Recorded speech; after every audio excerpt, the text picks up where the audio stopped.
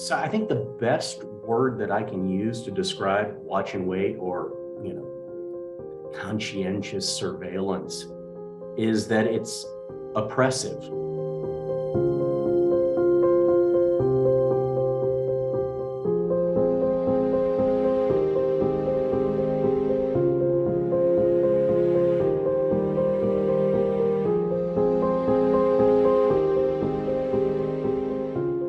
The oppression of watch and wait combined with that was not a good mix. As a matter of fact, it was somewhat toxic, and I was getting very frustrated with myself, getting very frustrated with my family, getting frustrated with my cancer.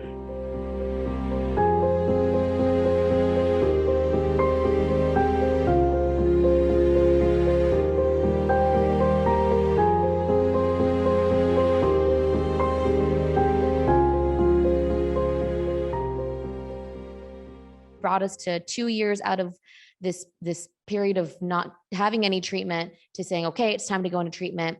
How did you even decide? Most people are not wanting to do the clinical trial first, right? They're like, oh, that sounds so clinical because it's in the term. What was it that got you to say, let's do this? Well, it's a great question. And for many, clinical trials are this big scary thing that sounds like, ooh, I'm going to be a guinea pig. I'm going to be a lab rat or something like that.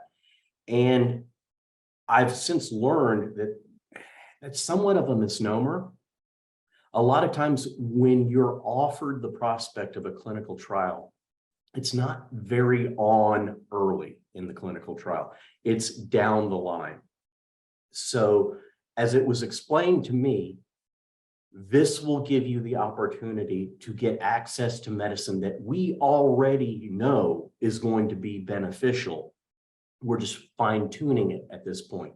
It will be as good or better than the standard of care. And when it was presented to me in that way, my next question was, so what happens if I get the placebo? There's no placebo. You're getting the medicine.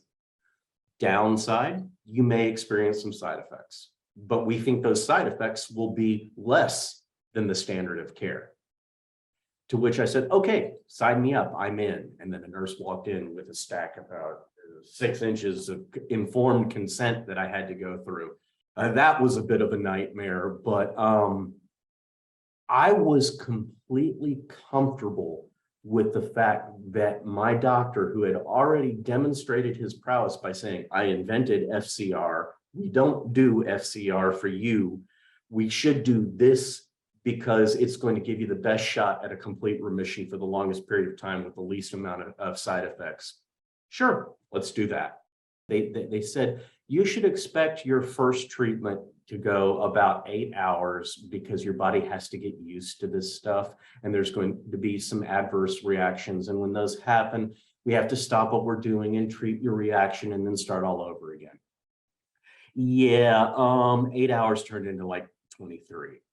And I exhibited most of the adverse reactions to the treatment that were on the list from all that informed consent. And it's very disturbing, to wake up out of a Benadryl-induced stupor to have your wife saying, you're a tomato, and you're like solid red.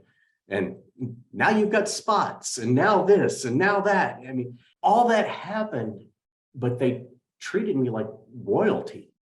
And I'm thinking to myself, well, even if this doesn't work, they're going to find out what didn't work, and those are more data points. So it's not hurting me, and I stand a really good chance, according to my doctor, of getting a complete remission. So let's stick with this. I did, and amazingly, I did achieve complete remission. I got the coveted MRD, minimal residual disease negative. 6.5 years without having to go through traditional chemo. That was, I believe, worth the price of admission. I want to ring this bell one more time. The fact that I was getting this message, not from a generalist, but from a CLL specialist. This is somebody who eats, drinks, sleeps, breathes CLL 24/7. That doctor sees more CLL patients in a day than most generalists will see in a year. While people are considering this is a very individual decision, whether a clinical trial is right for them, you know, and they have to talk to their doctors about the ins and outs of what phase it's in and what's, you know, what do you know of it so far? What are those questions? So the very first question that they should ask is, what's this going to cost me?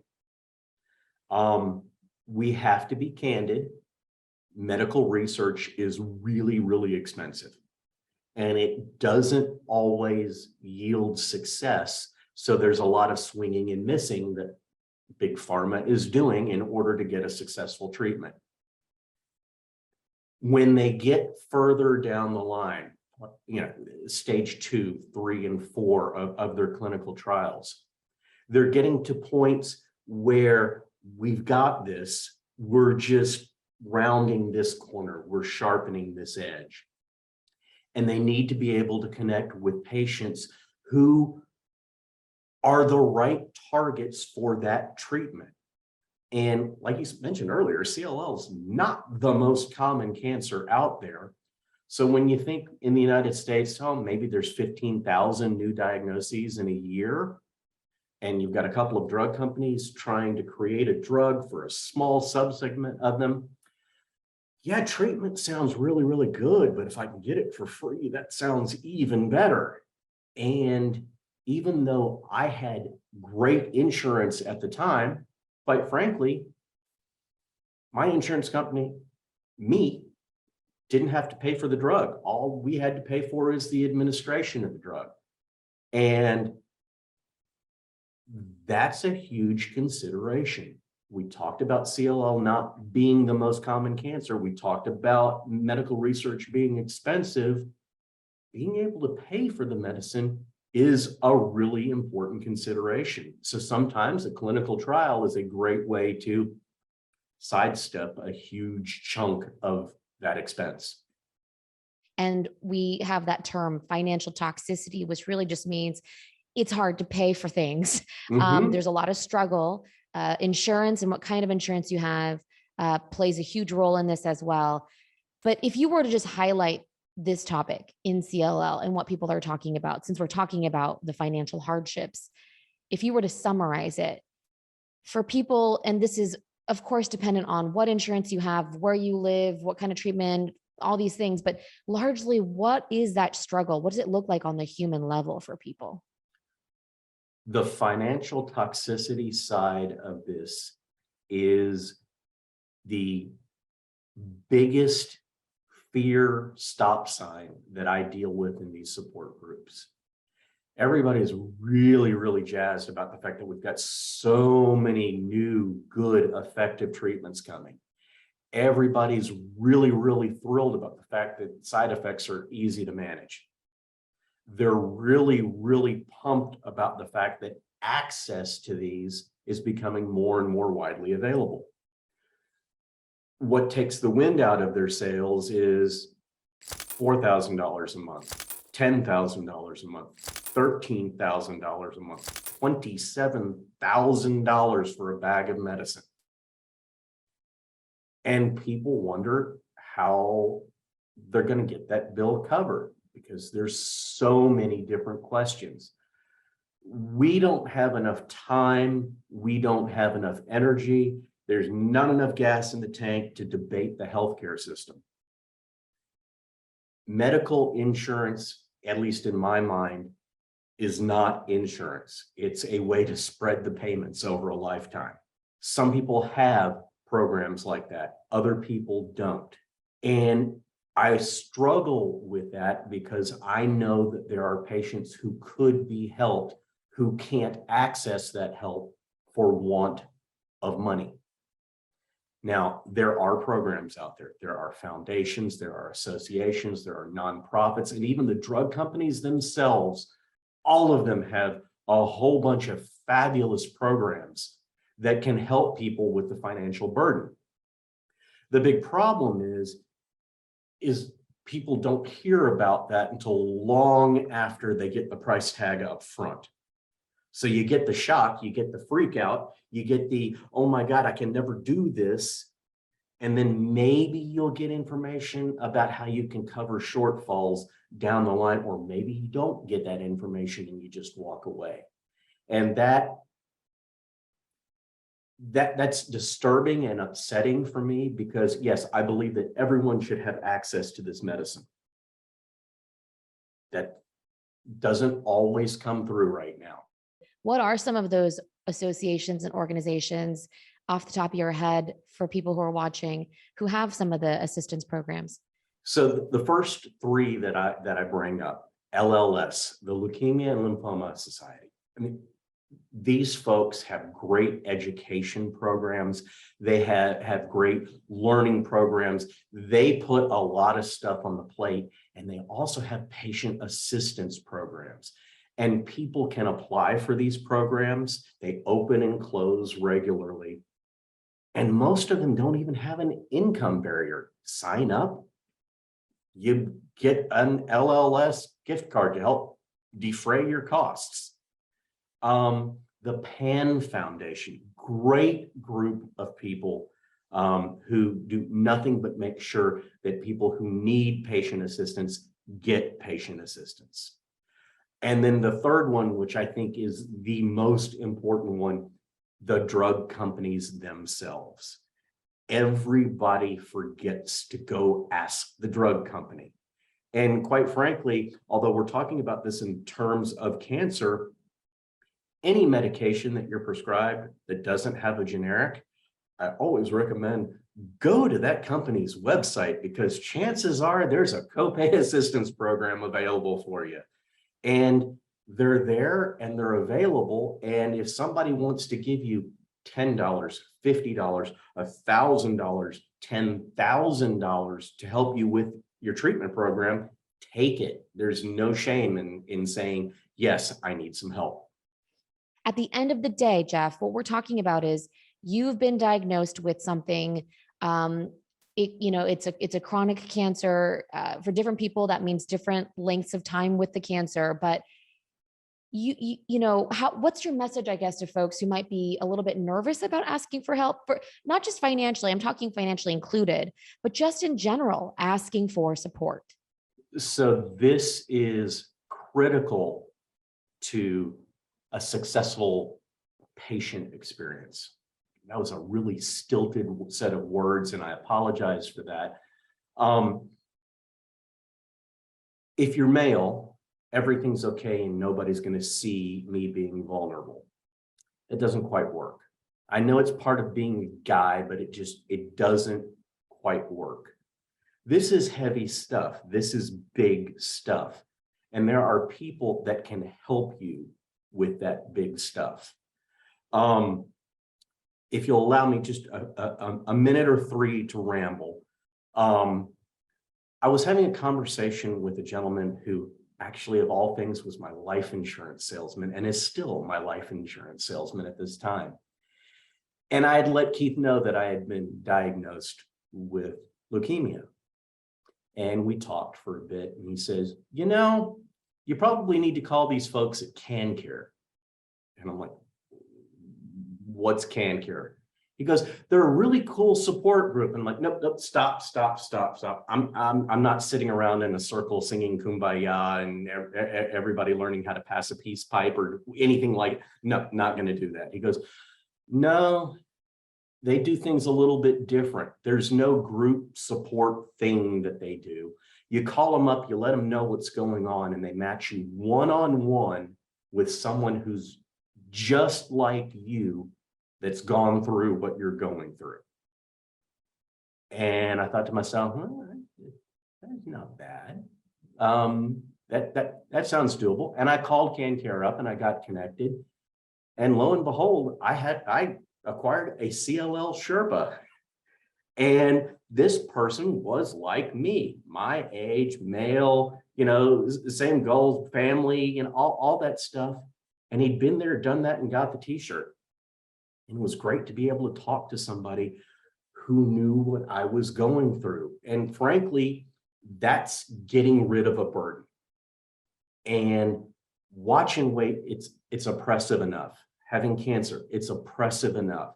Going through all of this is oppressive enough. Being able to get rid of some of that burden is a big deal. So if things aren't going 100% right, let the team know. Let your significant other know. Let your best friend know. Let somebody know, because you can get help and you don't have to do this by yourself. As we're moving along, you had 6.5 years, you said you were MRD negative, which is the vaunted thing. It's the, let's always reach that if we can. At what point then did things start to shift? Did you feel it in your body? And if you could bring us into that discussion again of, oh my gosh, I have to go back into treatment, what that was like. So I'll give you a bridge and then I'll get to that point. After I was pronounced MRD negative, complete remission, I was like, got my life back. And I kind of realized, there was a quid pro quo that was expected at this point. I had gone through an awful lot. I had done an awful lot. Now I got a reset button that got pressed. What am I going to do with it? And for the first time in my life, I decided perhaps it's time to start taking better care of my body.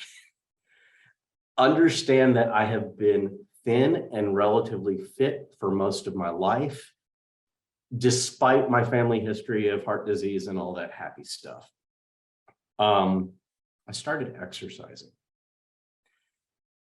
My wife had been a wonderful care partner throughout my treatment, throughout the diagnosis, everything leading up to MRD negative. But she didn't take very good care of herself while she was doing this. And she got big. She got very big. And for someone who's 5'4" and that big, it was not healthy. And my wife went through a very awesome program at a Houston healthcare center. And she lost over 75 pounds. And she's kept it off this entire time. But we had to make changes. And being a type A personality, a little bit OCD, walking around the block once or twice turned into 5Ks, turned into 10Ks, turned into half marathons, turned into a full marathon. It was pretty cool. My mindset was, I have to do something to make sure that what I got is not squandered. And I did that. And I kept at it. But after a while, I noticed that the fatigue was creeping back in. And I noticed that the allergies weren't quite allergies because there wasn't any oak pollen in the air. There wasn't any tree pollen going on. There wasn't the typical Houston area mold going on. It was my body going, hey, there's a problem. And so when I had that appointment in Anderson and they did the blood work and my doctor comes in and he had that look on his face, I really wasn't prepared for him to say, and we're back in watch and wait, because that's exactly what the program was. In my mind, watch and wait was a one-time thing. It wasn't something that had the potential to be multiples. And I'm like, wait, we're doing watch and wait again? He goes, your blood work's not great, but your symptom load's not horrible. So let's wait. Let's see how it progresses. Has it been hard to get back into that state of watch and wait? It's been easier this time than it was the first time because I know what this means. Now I have a different doctor at Anderson because my doctor retired. He was entitled to retire. He's been doing this for a long time. And my new doctor had a wonderful way of explaining watch and wait in a way that I hadn't heard of before. And he said, look, think of it this way. At MD Anderson, our job is to keep you alive. Period. The longer we keep you alive, the more time we have to develop more medicine, better medicine, less toxic medicine. So I've got some really good stuff in my pocket right now that I can treat you with now, but you don't really need it now. So if we push this out another 6 months, year, 2 years, 3 years, just think of what we're going to have in store for you. Okay, I'm good with that. I know what the combination would be if I were to need treatment right now, but I also now know some of the candidates for what the treatment might be 6 months from now, a year from now. So can I go drop off my briefcase, head out the door, and knock out a half marathon right now, speed walking? No, I'm going to have to work up to that. I don't have as much gas in the tank, but I still speed walk every day morning. I still do my sit-ups. I still even play around with dumbbells.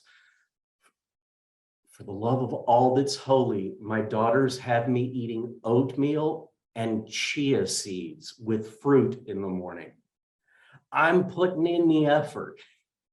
Yeah, I'm in watching weight, but the oppression is not as heavy as it was because I've got an understanding of what's going on.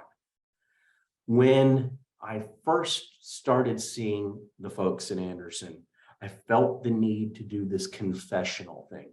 So, Doc, you need to understand, I do enjoy the occasional cigar. I smoke a briar pipe from time to time. Is that going to be a problem? How often do you smoke, Jeff? A couple times a month? Not worried about that. I opened my mouth again and he's like, stop. I'm not here to make you miserable. I am here to help you live a great life. So go enjoy the whiskey. Go enjoy the bowl of ice cream. Go enjoy all the stuff you need to do to smile. Everything in moderation, including moderation. Watching weight's not fun, but it's not as horrible as it was the first time around. What you're highlighting too is a little bit of humor, I feel like, right? I mean, do you feel like that's had to play a part in also dealing with cancer and having cancer? So I have this bright red shirt with white letters, and on the front of it, it says sarcasm. It's how I hug. And my family knows that that is true. If I can't find something to laugh at, you know things have gone really, really bad. So I am going to find something to smile at. I am going to find something to laugh at. I am going to find something to dial down the tension. Otherwise, the oppression just gets to be too much.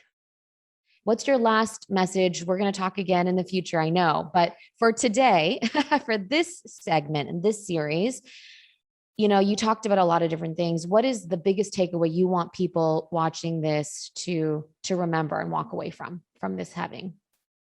I think the most important message that I can deliver to anyone who's newly diagnosed with CLL is get the right specialist on your team, because doing that will allow you to get in the mindset of enjoying your life. Being diagnosed with cancer is horrible. It sucks all the air out of the room. We have learned so much in 12 years about treating CLL. Now, I am not going to shy away from the fact that there are some people who are newly diagnosed with CLL that are not going to have good outcomes. That's still something that we deal with. But the truth is that for the overwhelming majority of people who've been diagnosed with CLL, some of you may never need treatment, and those of you who do need treatment are probably going to have a fantastic response from it and have the opportunity to live a great life. So since that's gonna happen from a type A personality, make a list. What's all the stuff you want to do? What's all the good stuff that you want to do? Put it down on paper and keep your promises to yourself. Go live a great life, because it absolutely is possible. And the fact that all these medical professionals are now using the C word, cure, cool for us.